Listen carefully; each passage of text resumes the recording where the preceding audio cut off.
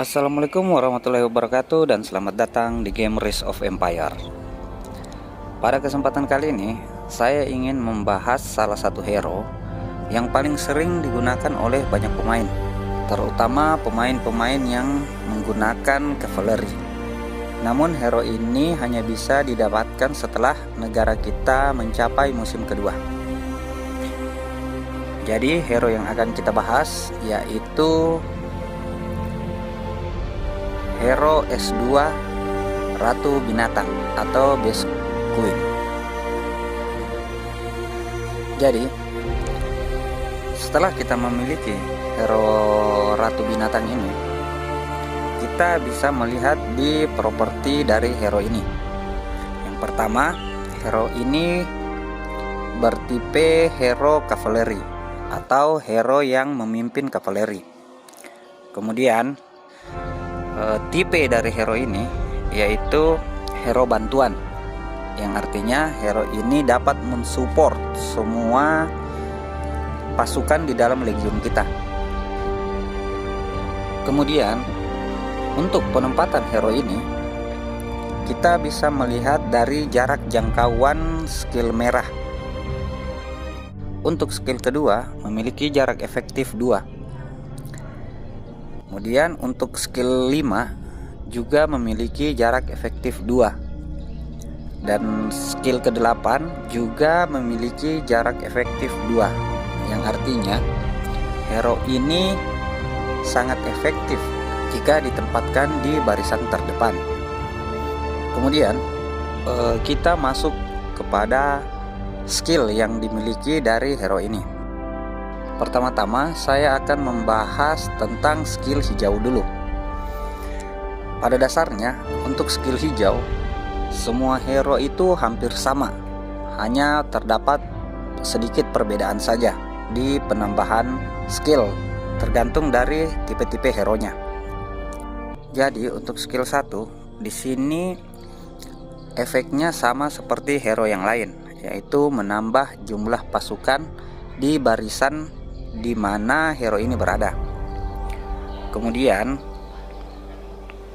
untuk skill ketiga, karena hero ini merupakan hero season, jadi skill ketiganya itu menambah pertahanan hingga 50%. Kemudian di skill keempat, untuk skill keempat menambah serangan dari hero ini, yaitu penambahannya sebesar 50%. Kemudian di skill ke-6 akan menambah 15% serangan dan juga pertahanan. Kemudian dari skill 6 ini, hero ini itu mendapatkan kecepatan tempur cavalry sebesar 100. Jadi ketika memimpin cavalry, maka akan mendapatkan buff kecepatan tempur sebesar 100. Kalau menggunakan pasukan lain, maka skill ini tidak akan aktif. Kemudian efek skill diktator meningkat sebesar 250%, yang artinya skill 1 itu akan meningkat sebesar 250%. Jadi jumlah pasukan akan semakin banyak. Kemudian pada skill 7 masih sama seperti hero-hero yang lain, yaitu menambah attack sebesar 40% kepada semua pasukan di legion. Jadi skill ini mempengaruhi semua baris yang ada di legion, bukan hanya pasukan yang berada di tim hero ini. Yang membedakan hero ini dengan hero-hero yang lain yaitu pada skill merah, karena perbedaan antara hero satu dan hero lainnya paling terlihat itu pada skill merahnya. Jadi kita mulai melihat di skill kedua. Pada skill kedua, buff dari skill ini yaitu pada ronde pertama, semua serangan biasa dan damage skill pengejaran pasukan bertambah sebesar 80%. Dan efeknya berkurang 1/4 setiap ronde. Jadi pada ronde pertama, semua damage dari skill dan juga serangan pasukan itu akan bertambah sebesar 80%. Dan pertambahan ini berlaku untuk semua pasukan yang berada di legion. Namun ketika memasuki ronde kedua, penambahan damage-nya itu akan berkurang, sudah bukan sebesar 80%, namun sisa 60% saja. Dan pada ronde ketiga, penambahannya juga akan menurun menjadi 40%. Dan pada ronde keempat hanya mendapatkan penambahan 20%. Kemudian kita melihat di skill 5. Untuk skill 5, buff yang diberikan yaitu di 3 putaran pertama, 2 unit pasukan acak akan memiliki 70% kesempatan untuk memasuki keadaan seputar, di mana serangan biasa dapat memberikan 160% damage kepada 2 tim musuh di barisan belakang. Jadi saya akan langsung memperlihatkan contohnya, itu seperti ini. Teman-teman bisa lihat ketika pasukan kita melakukan serangan, di sini terlihat memberikan damage sebesar 3597. Namun setelah serangan ini berakhir, teman-teman bisa melihat ada angka merah yang muncul di belakang barisan pasukan musuh. Seperti ini, ada muncul damage sebesar 2403. Kemudian muncul lagi di belakangnya minus 2367. Jadi ini adalah skill kelima dari hero ini. Kemudian skill ini tidak hanya memberikan buff kepada pasukan di mana hero berada. Jadi ketika skill ini aktif, skill ini akan memberikan buff kepada 2 baris pasukan kita. Jadi bukan hanya pada hero ini berada. Teman-teman bisa lihat contoh kedua.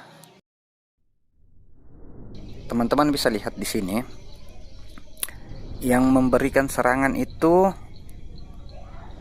adalah pasukan kita di baris ketiga, yang dimana tidak dipimpin oleh hero ini. Namun buff dari hero ini tetap aktif. Teman-teman bisa lihat, serangan dari baris ketiga tetap memberikan efek 2 baris di belakang. Kemudian jika musuh kita memiliki skill menghindar, karena beberapa hero memiliki skill yang bisa membuat pasukannya itu menghindar dari serangan kita. Kita akan masuk ke salah satu contoh. Ketika pasukan kita melakukan serangan dan skill menghindar dari musuh kita itu aktif, maka serangan dari pasukan kita itu tidak akan berefek pada musuh. Namun skill dari hero ini tetap aktif dan mengenai pasukan di belakangnya. Kemudian kita masuk pada skill ke-8. Pada 3 giliran pertama, pasukan kavaleri terdepan mempunyai 70% kesempatan untuk memasuki kondisi menyerang balik dan menyebabkan 250% damage balasan kepada penyerang yang menggunakan serangan biasa. Jadi contohnya seperti ini.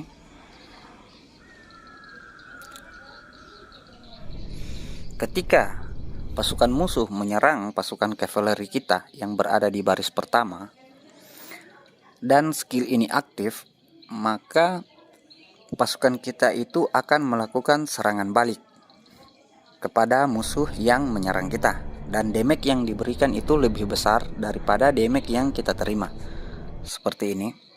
Teman-teman bisa lihat pada saat pasukan musuh menyerang pasukan kita dan pasukan kita itu memberikan damage balasan. Teman-teman bisa lihat di angka merah ini, dimana damage balasan itu jauh lebih besar daripada damage yang kita terima. Jadi seperti itu skill dari hero binatang buas ini. Dan kesimpulan yang bisa saya berikan yaitu hero ini sangat kuat di 3 putaran pertama. Dan hero ini sudah tidak memberikan efek kepada pasukan kita di putaran ke-5, ke-6, ke-7, dan ke-8. Untuk itu hero ini harus bisa ditemani dengan hero yang bisa memberikan serangan berturut-turut dan juga memberikan buff damage yang besar seperti Rozen dan juga Immortal. Jika hero ini tidak mendapatkan pasangan hero yang tepat, maka legion kita tidak akan bisa bekerja dengan baik, karena hero ini hanya kuat di 3 putaran pertama dan sudah tidak memiliki efek di 4 putaran terakhir. Jadi seperti itu pembahasan kita tentang hero musim kedua, Ratu Binatang. Jika ada teman-teman yang mau mendambahkan, teman-teman bisa memberikan di kolom komentar. Ataupun ada yang teman-teman ingin pertanyakan, teman-teman bisa juga memberikan di kolom komentar. Jadi sekian dan terima kasih.